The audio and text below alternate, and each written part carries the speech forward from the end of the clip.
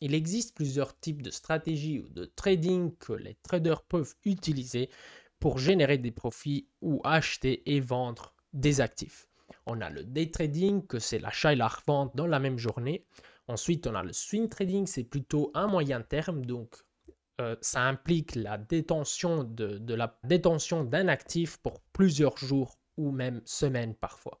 On a le scalping et c'est de ça qu'aujourd'hui j'aimerais vous parler. C'est une stratégie de trading à très court terme, donc acheter et vendre rapidement des actifs financiers pour réaliser des petits profits sur des mouvements de prix très courts. On ne va pas perdre du temps, donc on va aller regarder ensemble comment ça marche. On va tester, donc faire vraiment des trades en live, si on peut dire ça, directement.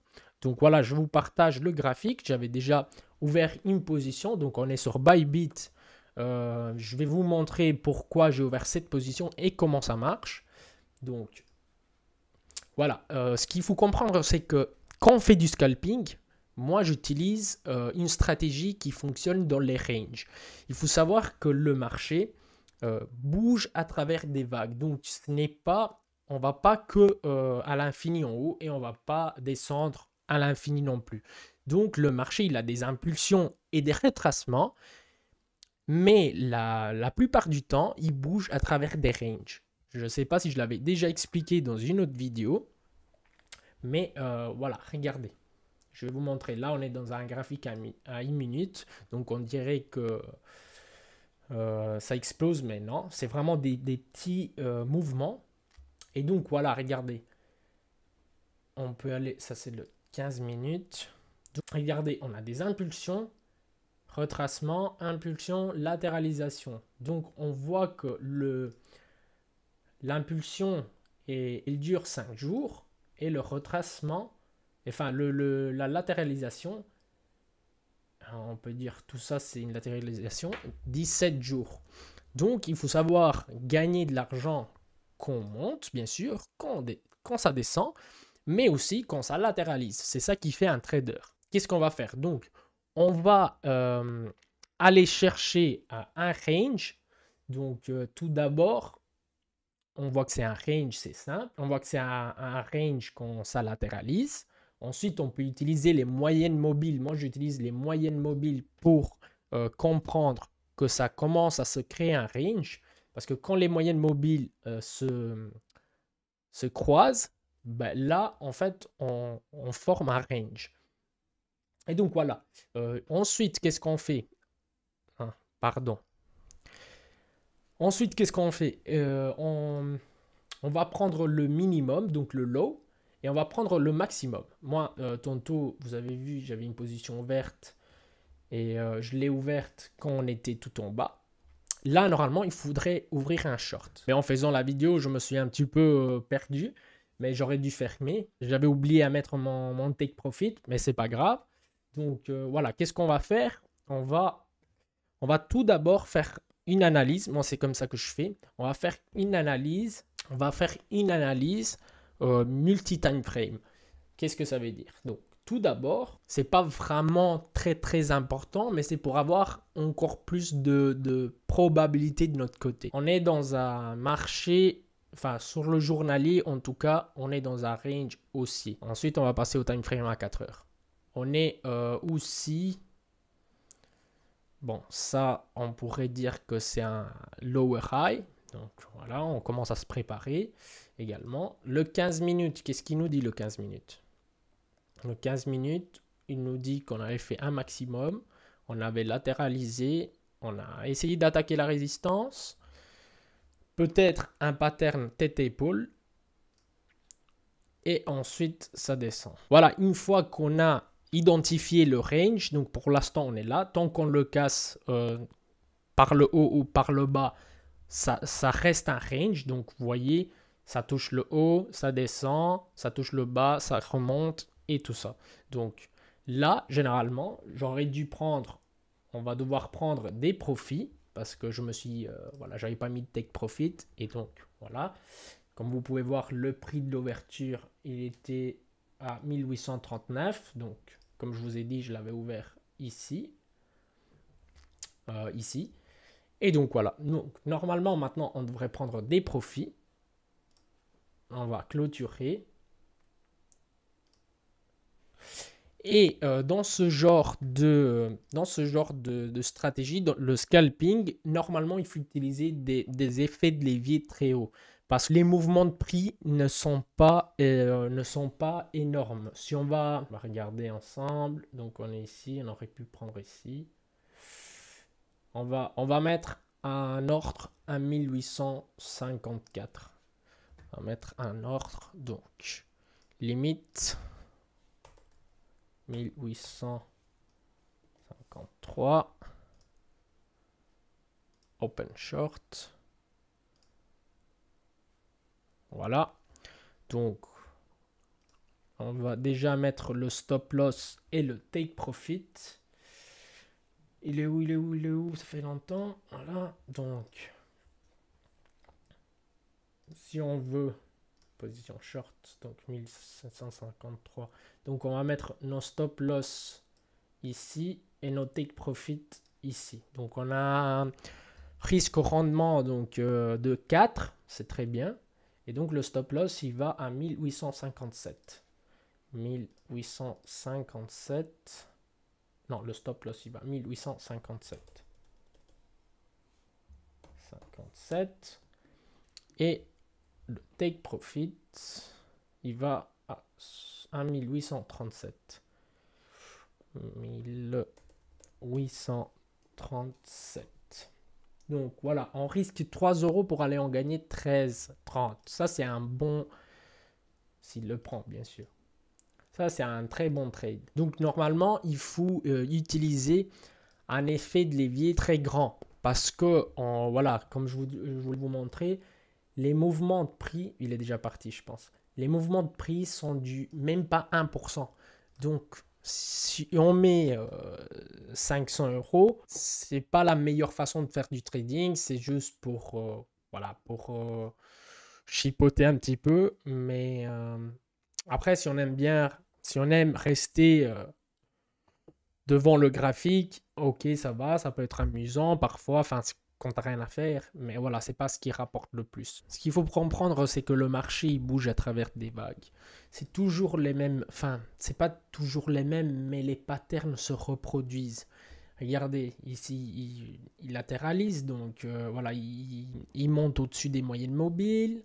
Maintenant, il va casser la moyenne mobile à 55 périodes et normalement, il va descendre. On va attendre pour être sûr, mais c'est plus ou moins ça. C'est juste une question de...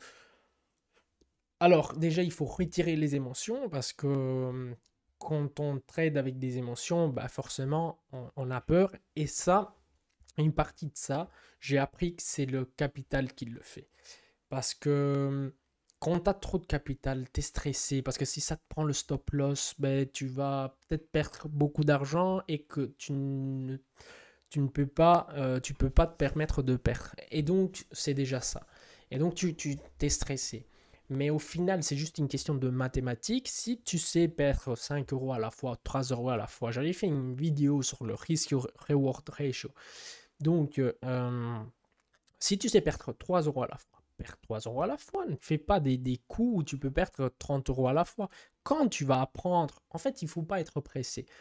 Quand tu vas apprendre que tu sais faire ça avec 3 euros, ben essaye avec 6. Pendant ce temps, je suppose que ton capital, il a monté. Et voilà. Donc c'est juste une question de mathématiques, c'est tout quoi.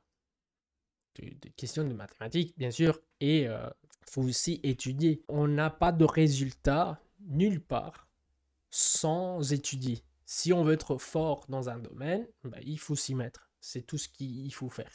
Et beaucoup de pratique, parce qu'il y a des gens qui lisent énormément de livres, mais qu'après, ils savent tout, mais en réalité, quand ils vont commencer à faire du trading, il y a le côté émotionnel, donc forcément, ça joue aussi. Et donc, il faut les deux. Il ne faut pas être trop étudié. Enfin, bien sûr, plus de choses on sait, mieux c'est. Mais il ne faut pas non plus passer trop de temps à étudier et pas de temps à faire de la pratique de l'expérience parce que c'est comme ça qu'on apprend. Et dire qu'avant je passais des journées à faire ça, maintenant ça m'énerve d'attendre autant.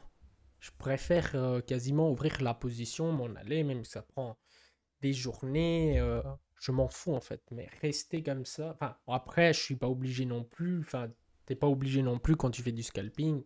Si tu veux faire un gros 2, tu mets des ordres et tout, et voilà. Mais voilà, je fais ça en live, donc ce serait con de pas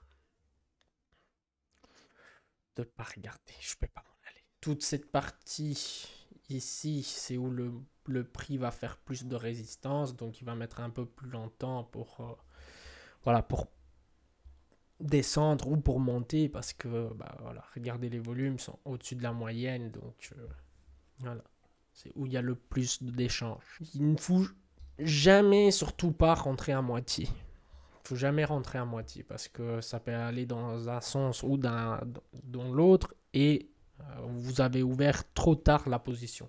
Donc vous risquez de... Après, si on ouvre... il est où? Si jamais on ouvre ici, on veut se prendre le short, et il faudrait mettre pour bien faire. Si jamais on ouvre ici pour aller chercher le short, parce qu'on veut continuer, enfin on veut rentrer dans la vague, on va dire ça, ben, il faut mettre le stop loss ici, et on va avoir un rendement de 1. Ça sert à rien, parce qu'il y a autant de probabilités que ça monte et autant que ça descend. Parce que parfois il fait ça. Donc toujours au même endroit. Cette vidéo, je le sens, ça va sortir, elle va sortir à 10h du soir. 19h55. Autre chose, de toute façon, je vais mettre les chapitres. Donc, même que c'est un peu le bordel parce que je fais ça en live. Mais autre chose, si on veut, parce que la plupart, enfin, je ne veux pas dire la plupart, parce que c'est peut-être pas vrai, mais en même temps, c'est vrai. Parce que la plupart des traders, enfin, des traders improvisés du dimanche, ils veulent faire des profits de fou. Mais en réalité, c'est bien de faire des profits, des énormes profits. Mais ce qui est important, c'est de conserver, enfin de garder son capital, de protéger le capital. Parce que quand tu perds le capital, bah t'as fini en fait. Une fois que tu perds le capital, bah t'as fini. Donc, une autre chose qu'on peut faire quand on fait du scalping, mais dans n'importe quelle position, on va faire cette série comme ça, voilà, je vous dis des trucs, c'est voilà, on est rentré ici, de mettre le stop loss ici, comme ça. En fait, on ne peut plus perdre. Donc, c'est une position qui va nous donner soit du profit, soit rien. Donc, voilà. Mais il y a moins de possibilités. Il y a une possibilité que ça va aller de nouveau là-bas et redescendre. Mais si jamais, tant pis. Il faut essayer un maximum de protéger le capital. C'est le but de tout en fait. Il ne faut jamais se faire liquider le compte. Quand il n'y a pas de volatilité, c'est comme ça.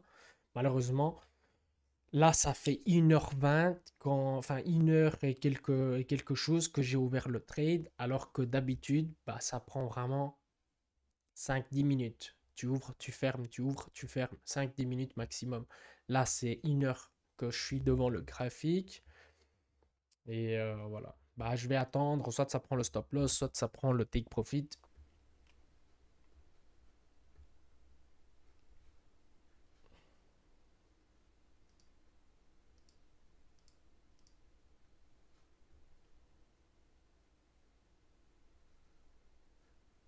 Voilà, je pense qu'on y est. Voilà, encore un petit coup.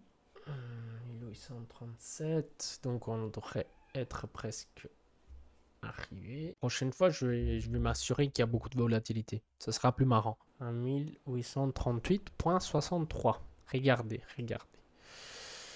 On va faire limite. Ça, c'est une chose que je vous conseille de faire parce que avec le take profit, normal, c'est pas 38. Comme ça, on clôture et on s'en va parce que franchement, en fait, on était quasiment arrivé quoi. Et après, dans ce cas, ça sert vraiment à rien de risquer le stop loss parce que voilà, ça sert quasiment à rien. On va le mettre à break-even et basta. 1851.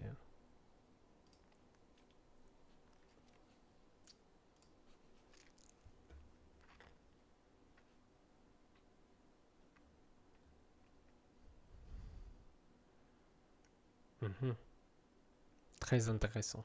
Les amis, moi je vous laisse. Donc on va laisser la position comme ça. Si ça prend le take profit, tant mieux. Sinon j'ai mis à break-even, donc on ne peut plus perdre même pas $1.